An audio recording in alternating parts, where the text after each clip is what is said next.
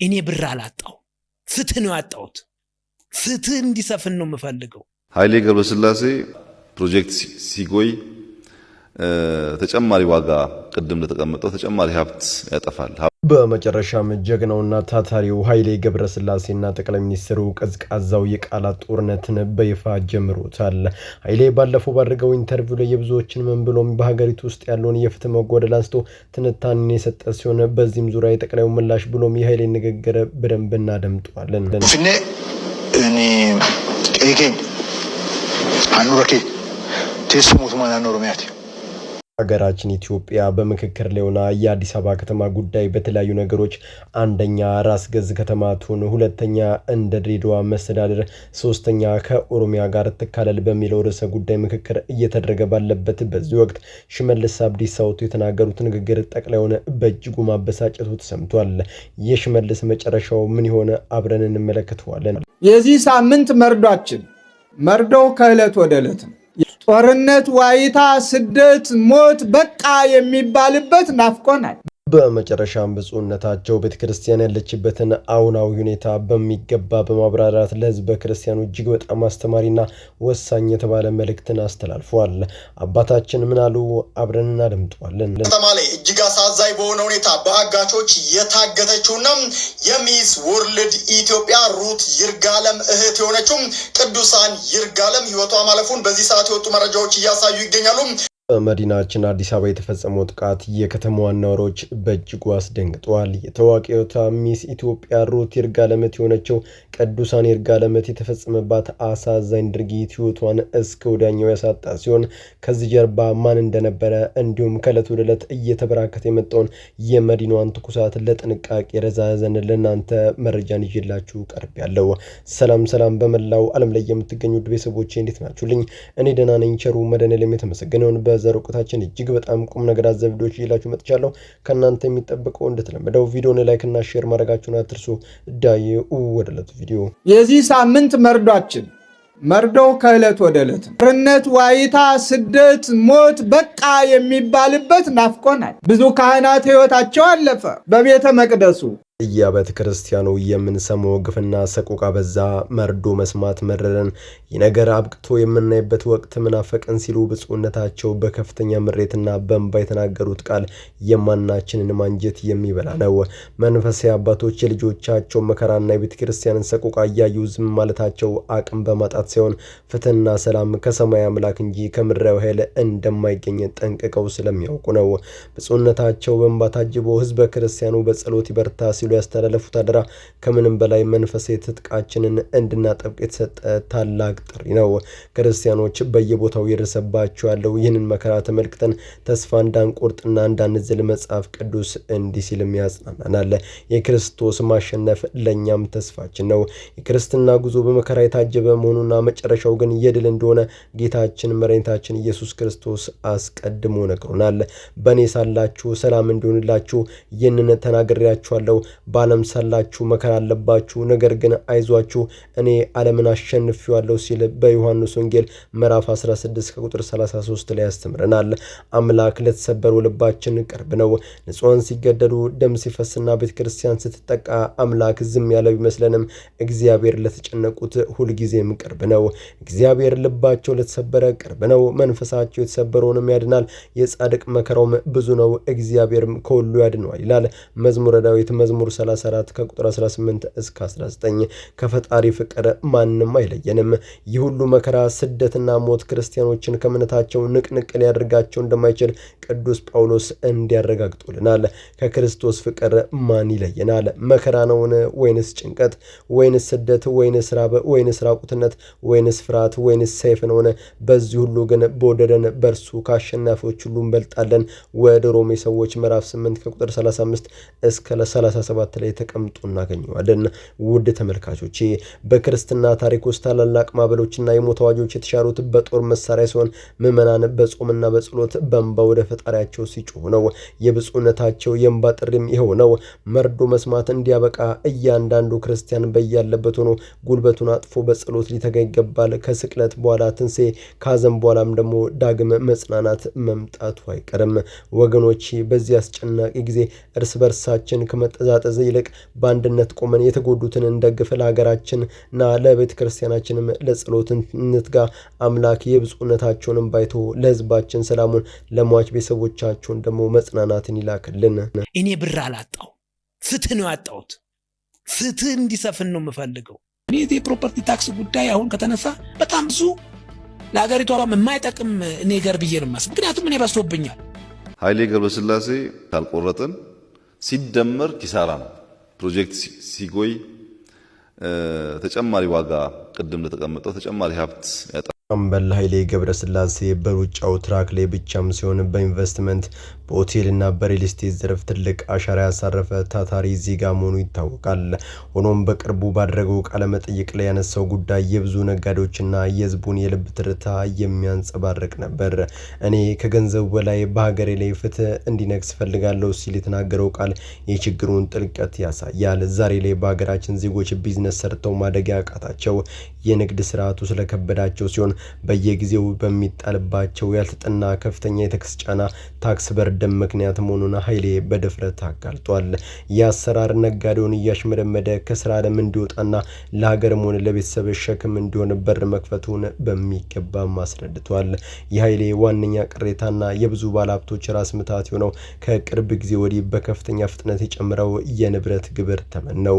የታክስ ስሌቱም አስደንጋጭ ላይ ኃይሌ በፊት በሺዎች የሚከፍለው ታክስ ዛሬ በሚሊዮኖች ገብቷል ሲል የገለጸው ጉዳይ በሀገሪቱ የግብር አሰባሰብ ስርዓት ምን ያህል በከፍተኛና በማያስገምት ፍጥነት እንደጨመረ የሚያሳይ ህያው ማስረጃ ነው። ግብር በአንድ ሺህ ከሺዎች ወደ ሚሊዮኖች ሲዘል ነጋዴው አማራጭ ስለሚያጣ ወይ ንግዱን ይዘጋል አሊያም ኪሳራውን ለማካካስ የዕቃና የአገልግሎት ዋጋን በከፍተኛ ደረጃ ይጨምራል። ይህ ደግሞ በመጨረሻ ሄዶ የሚወድቀው በኑሮ ውድነት በሚሰቃየው ምስኪኑ ሸማችና ህዝቡ ጫንቃ ላይ ነው። በዚህ የቃላት ጦርነት ውስጥ የመንግስት አቋም ደግሞ የጀመርነው የግብር ሪፎርም ወደ ኋላ አንመልስም የሚል ነው። ጠቅላይ ሚኒስትሩን ጨምሮ የመንግስት አካላት የፕሮፐርቲ ታክስ ጉዳይ ፈጽሞ እንደማይተውት በተደጋጋሚ ጊዜ አስጠንቅቋል። ምክንያታቸውም ከተሞች እያደጉና የመሰረተ ልማት ዝርጋታዎች እየተስፋፉ ሲመጡ የንብረቶች ዋጋ በከፍተኛ ሁኔታ ይጨምራል። በመሆኑም ባለሀብቱ ለሚያገኘው የሀብት እድገት ተመጣጣኝ ሆነ የንብረት ግብር መክፈል የከተማዋን ወጪ መጋራት አለበት የሚል ነው። መንግስት ግብርን መሰብሰቡ ተገቢና የየትኛውም ዘመናዊ ሀገር መገለጫ ቢሆንም የግብር መጠኑ ዜጎችን ከማያፈናቅልና ንግድን ከማያዳክም አኳያ በሂደት መተግበር ሲገባው በአንድ ጊዜ የተተገበረው እጅግ በጣም የተጋነነ ጭማሪ የዚህ ውዝግብ ዋነኛ ማጠንጠኛ ሆኗል። ውድ ተመልካቾች ሀገር የምታድገውና የምትለወጠው መንግስት ተገቢውን ግብር ሲሰበስብ እንዲሁም ዜጎች ነፃና ምቹ የንግድ ከባቢ አግኝተው ተረጋግተው መስራት ሲችሉ ብቻ ነው። የኃይሌ ገብረስላሴ ጩኸት የአንድ ግለሰብ ብቻም ሳይሆን አሁን ባለው የግብር ስርዓት እየተማረረ ያለው የጠቅላላው የንግድ ማህበረሰብ ድምጽ ነው። በመሆኑም መንግስት የፕሮፐርቲ ታክስ ትግበራው ላይ አግባብነት ያላቸውን ማሻሻያዎችና ከባለድርሻ አካላት ጋር ሰፊ ውይይቶችን ቢያደርግ ለሀገርም ሆነ ለህዝብ ትልቅ ጥቅም ይኖረዋል ብዬ አስባለሁ። ፍኔ እኔ ቄቄኝ አኑረኬ ቴስሙት ማናኖ ሮሚያት ዋላ ማሰዲ ጎቹዳን ዋንጡ ሮሙት ሀገሪቱ በምክክር ላይ ሆና የአዲስ አበባ ከተማ ጉዳይ በተለያዩ ነገሮች አንደኛ ራስ ገዝ ከተማ ትሆን፣ ሁለተኛ እንደ ድሬዳዋ መስተዳድር፣ ሶስተኛ ከኦሮሚያ ጋር ትካለል በሚለው ርዕሰ ጉዳይ ምክክር እየተደረገ ባለበት በዚህ ወቅት ሽመልስ አብዲሳ ወጥቶ የተናገሩት ንግግር ጠቅላዩን በእጅጉ አበሳጭቷቸዋል። አመራሮቹ አዲስ አበባ የኦሮሚያ ናት የሚለውን አቋም በተደጋጋሚ ጊዜ ማንጸባረቃቸው አዲስ ነገር አይደለም። የፓርቲያቸው የቆየ የፖለቲካና የርዕዮተ ዓለም አቋም ነው። ነገር ግን ዋነኛው ችግርና ስጋትን የሚፈጥረው ይህንን አቋም በምክክር መድረክ ሊወሰን ከተያዘ አጀንዳ በፊት እንደ መደምደሚያ አድርገው ሲያቀርቡት ነው።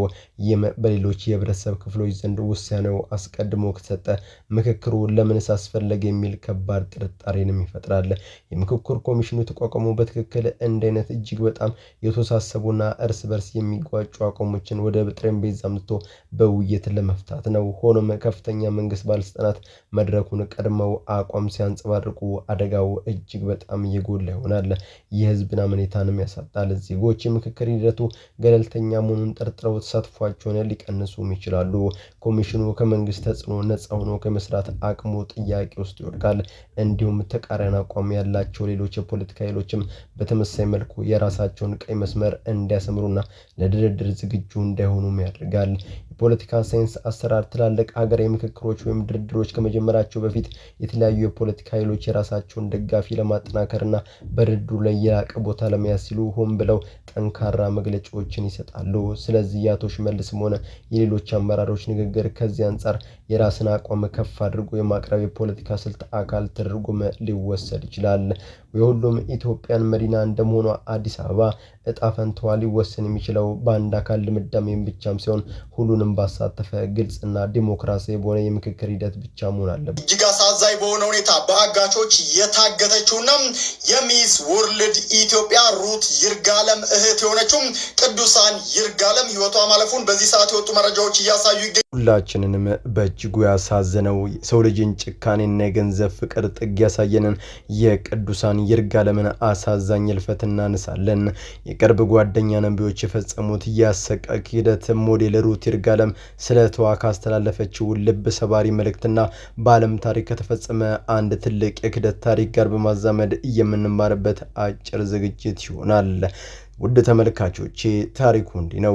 የሞዴል ሩት ይርጋለም የሆነችው ቅዱሳን ይርጋለም እህቷ በገንዘብ አላት ተብሎ በመታሰቡ ብቻ የገዛ የቅርብ ጓደኞቿ ባሴሩበት ሴራ ታፍና ትወሰዳለች። እነዚህ ጓደኛ ነቢዮች ቤተሰብ ጋር በመደወል በሚሊዮኖች የሚቆጠር ገንዘብን ይጠይቃሉ። ቤተሰብ የልጁን ነፍስ ለማትረፍ ላይታች ሲል አጋቾቹ ፖሊስ ያሳውቃቸዋል በሚል ጥርጣሬ ያችን ምስኪን ነፍስ በጭካኔ ቀጥፏት ይሰውራሉ። ይህንን ተከትሎ እህቷ ሩት ይርጋለም በቤቷ በራፍ ላይ ከጥላቴ እኔ እጠነቀቃለሁ ከወዳጄ አንተ ጠብቀኝ ስትል ያሰፈረችው ጽሑፍ የህመሟን ጥልቀትና የክህደቱን ክብደት ቁልጭ አድርጎ የሚያሳይ ነው። ከሩት ጥላቅ የቅርብ ወዳጅ የሚመስሉ ሰዎች እንዴት አሳልፈው እንደሚሰጡን የሚያሳይ እጅግ በጣም አሳዛኝ ክስተት ነው። ይህንን የቅዱሳን ታሪክ ስንሰማ በቀጥታ ወደ አእምሯችን የሚመጣው በታሪክ እጅግ በጣም ታዋቂ ነው የሮማው መሪ የጁሊየስ ቄሳርና የቅርብ ወዳጁ የብሩተስ የክህደት ታሪክ ነው። ቄሳር በዘመኑ እጅግ በጣም ኃያል የነበረና የሩቅ ጠላቶቹን በጦር ሜዳ ፊት ለፊት ተዋግቶ ያሸነፈ ጀግና ነበር። ነገር ግን ህይወቱ ያለፈው በጠላት ጦር ሜዳ ሳይሆን ሮም ውስጥ በገዛ ምክር ቤቱ ነው። ቄሳርን ለመግደል ሴራ ጠንሰው በስውር ጩቤ ይዘው የጠበቁት የሩቅ ጠላቶቹ አልነበሩም። አብሮት የሚበሉ የሚጠጡና እጅግ በጣም የሚያምናቸው የቅርብ ጓደኞቹ ነበሩ። በተለይም እንደገዛ ልጁ የሚያየው ብሩተስ ጩቤ ይዞ ሲወጋው ቄሳር በድንጋጤ አቅማቶ አንተም ብሩተስ በማለት እጁን ሰጠ ይባላል። ቄሳርን የገደለው የጩቤው ስለት ሲሆን ያመነው የቅርብ ሰው ያደረሰበት ክህደት ነበር። የቅዱሳን ይርጋለም ዕጣ ፈንታም ከዚህ የከፋ እንጂ የተለየ አልነበረም። ከዚህ ልብ ሰባሪ ታሪክ ዋና 3 ትምህርቶች መውሰድ እንችላለን። ጠላት መቼም ቢሆን የቤታችንን በር ሰብሮ ለመግባት ይከብዷል። ምክንያቱም ሁልጊዜ ከጠላት ስለምንጠነቀቅ መከላከያችንን አናወርድም። የቅርብ ሰው ግን የልባችንን ቁልፍ ራሳችን አምነን ስለምንሰጠው በቀላሉ ጥቃት ሊያደርስብንም ይችላል። የቅዱሳን ይርጋለም ጓደኞች በሚሊዮኖች ለሚቆጠር ገንዘብ ሲሉ አብሯቸው የበላቸውንና የጠጣቸውን ጓደኛቸውን ህይወት ቀጥፏል። የገንዘብ ፍቅር ሰብአዊነትን እንዴት እንደሚያጠፋ ከዚህ በላይ ማሳያ የለም። አብሮ ስለሳቅና ጊዜ ስላሳለፈ ብቻ ሰውን ሁሉ ወደ ልባችን ጓዳ ማስገባት ትልቅ አደጋ አለው። የሰዎችን እውነተኛ ማንነት በፈገግታቸው ሳይሆን በችግር ጊዜ በሚያሳዩት ባህሪ መመዘን ግድ ይለናል። መተማመን ጥሩ ቢሆንም የዋነት ግን እጅግ በጣም ትልቅ ዋጋን ያስከፍላል። ወገኖቼ አሁን ባለንበት ዘመን ከሰው ይልቅ ገንዘብ በሚመለክበት ማህበረሰብ ውስጥ የሩት ቃል ሁላችንንም ልናስብበት የሚገባ የዘውትር ጸሎታችን ሊሆን ይገባል። ከጠላቴ እኔ እጠነቀቃለሁ ከወዳጄ ግን ፈጣሪ ሆይ አንተ ጠብቀኝ። ለሟች ቤተሰቦች መጽናናትን እንመኛለን። ነፍሷንም በገነት ያኖርልኝ። ስለተከታተላችሁኝ አመሰግናለሁ። በመላው ዓለም ላይ የምትገኙ ውድ ቤተሰቦቼ ለዛሬ እናንተን ያስተምራሉ፣ ይጠቅማሉ፣ መረጃ ምናሉ ብዬ ያሰብኳቸውን ቪዲዮዎች በዚህ መልኩ አቀርብኩላችሁ። በቀጣይ በሌሎች አስተማሪ ቪዲዮዎች እንገናኛለን። ለዚህ ቻናል አዲስ ከሆናችሁ ምን ይጠበቃችሁ ነው? መለስ እያላችሁ ሰብስክራይብ፣ ላይክ፣ ሼር ማድረጋችሁን አትርሱ። ባላችሁበት ሁሉ ክፉ ሳይነካችሁ በሰላም በቸር በጤና ቆዩልኝ። ይመቻችሁ።